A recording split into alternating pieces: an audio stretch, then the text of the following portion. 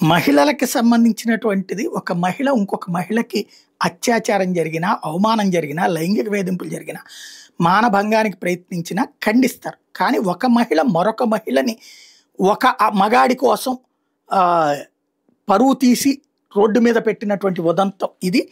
ఒక మహిళ ఇంకొక మహిళ పట్ల ఎంత దారుణంగా ప్రవర్తిస్తుందా అన్నటువంటిది చర్చకి రావాల్సినటువంటి అంశం.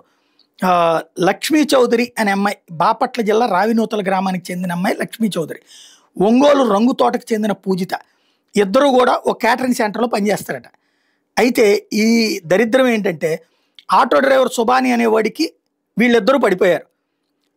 ఇతను ఒక కేసులో ఒంగోలులో జిల్లా జైల్లో రిమాండ్ ఉన్నాడు. వాడు వెధవని తెలుసు, వాడు జైల్లో ఉన్నాడని తెలుసు.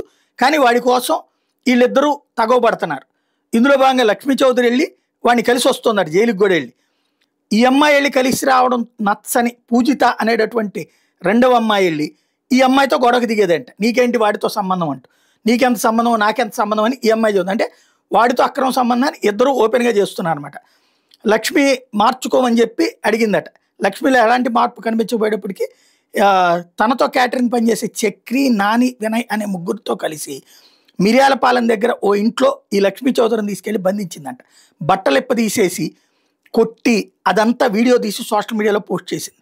ఇప్పుడు ఆ లక్ష్మీ చౌదరి తప్పించుకుని ఒంగోలు 2 టౌన్ పోలీసులకు కంప్లైంట్ చేయడంతో ఇప్పుడు దీని మీద విచారిస్తున్నారు. ఒక మహిళ ఇంకొక మహిళ పట్ల ఇంత దుర్మార్గంగా, అది కూడా ఒక దరిద్రుడి కోసం ఇంతగా చస్తారా అనేదే అర్థం కావట్లేదు.